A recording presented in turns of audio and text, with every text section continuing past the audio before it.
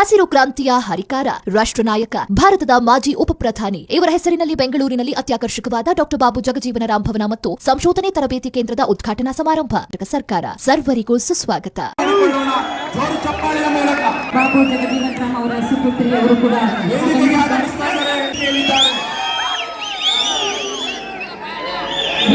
ಕಾರ್ಯಕ್ರಮ ಪ್ರಾರಂಭವಾಗಲಿದೆ. ನಾಡಗೀತೆ ದಯಮಾಡಿ Minister for Excise Sri R.B. Timapur and Food and Civil Supplies Minister Sri K.S. Munepa. Sir.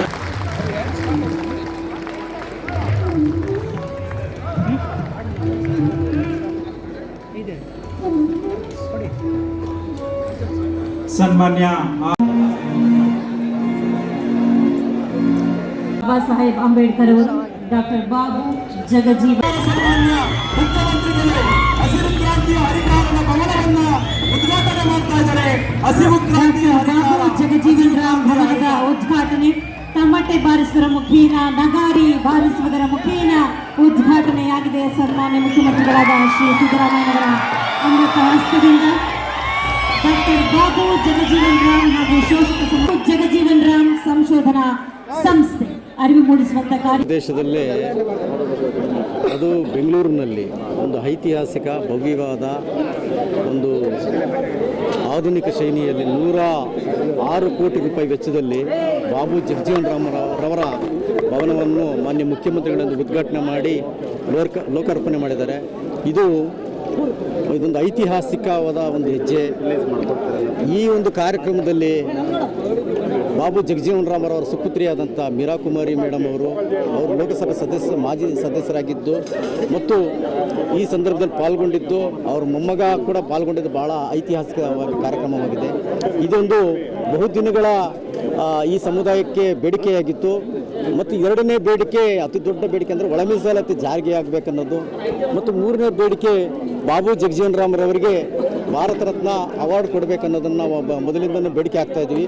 ಇದನ್ನು ದಯವಿಟ್ಟು ರಾಜ್ಯ ಸರ್ಕಾರ ಕೇಂದ್ರ ಸರ್ಕಾರಕ್ಕೆ ಶಿಫಾರಸು ಮಾಡೋದ್ರ ಮೂಲಕ ಒತ್ತಾಯ ಮಾಡಬೇಕಂತ ಈ ಸಂದರ್ಭದಲ್ಲಿ ನಾವು ಒತ್ತಾಯ ಮಾಡ್ತಾ ಇದ್ದೀವಿ.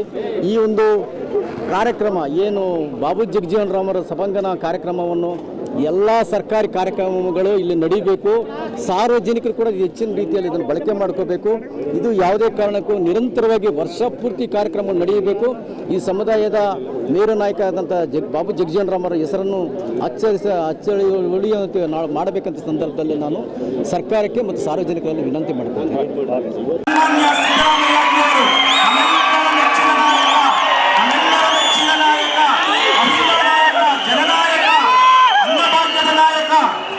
ಸನ್ಮಾನ್ಯ ಶ್ರೀ ಸಿದ್ದರಾಮಯ್ಯಜಿಯವರನ್ನು ನಾವೆಲ್ಲರೂ ತುಂಬ ಹೃದಯದಿಂದ ವೇದಿಕೆಗೆ ಸ್ವಾಗತಿಸೋಣ.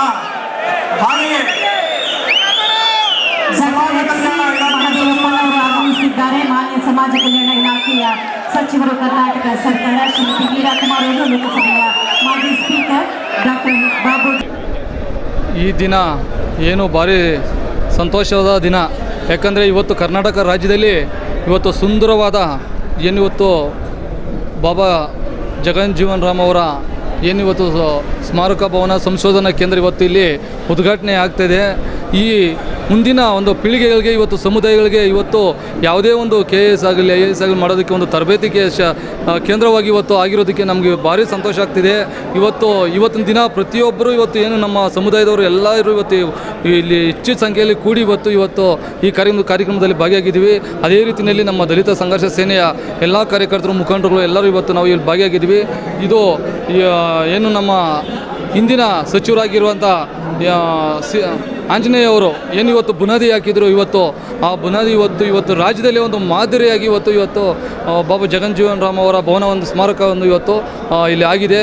ಇವತ್ತು ರಾಜ್ಯದಲ್ಲಿ ಈ ಥರ ಸುಂದರವಾದ ಭವನ ನಾವು ಎಲ್ಲಿ ನೋಡಲಿಲ್ಲ. ಈ ಥರ ಒಂದು ಸುಂದರವಾದ ಭವನದಲ್ಲಿ ಮುಂದಿನ ಪೀಳಿಗೆಗೆ, ಯುವಕರಿಗೆ ಮತ್ತು ವಿದ್ಯಾರ್ಥಿಗಳಿಗೆ ಮತ್ತು ಒಂದು ಸಮುದಾಯದ ಎಲ್ಲ ಒಂದು ವಿದ್ಯಾರ್ಥಿಗಳು ಏನಂದರೆ KS IAS ಮಾಡೋದಕ್ಕೆ ಒಂದು ತರಬೇತಿ ಕೇಂದ್ರವಾಗಿ ಇಲ್ಲಿ ಹೆಚ್ಚು ಒಂದು ಸಂಖ್ಯೆಯಲ್ಲಿ KS ಅಧಿಕಾರಿಗಳಾಗಲಿ IAS ಅಧಿಕಾರಿಗಳಾಗಲಿ ಅಂತೇಳಿ ನಾನು ಆಶಿಸ್ತೇನೆ. ಹಾಗೆ ಇವತ್ತು ಈ ಕಾರ್ಯಕ್ರಮಕ್ಕೆ ಆಗಮಿಸಿರುವ ಎಲ್ಲ ಮುಖಂಡರಿಗೂ ಕೂಡ ನಾನು ಶುಭಾಶಯಗಳನ್ನು ಕೊಡ್ತೇನೆ.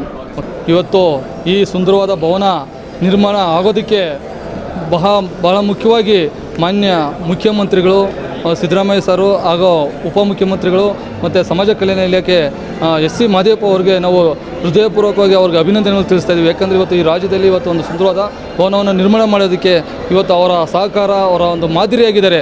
ಹಸಿರು ಕ್ರಾಂತಿಯ ಹರಿಕಾರ, ರಾಷ್ಟ್ರ ನಾಯಕ, ಭಾರತದ ಮಾಜಿ ಉಪಪ್ರಧಾನಿ ಇವರ ಹೆಸರಿನಲ್ಲಿ ಬೆಂಗಳೂರಿನಲ್ಲಿ ಅತ್ಯಾಕರ್ಷಕವಾದ ಡಾ.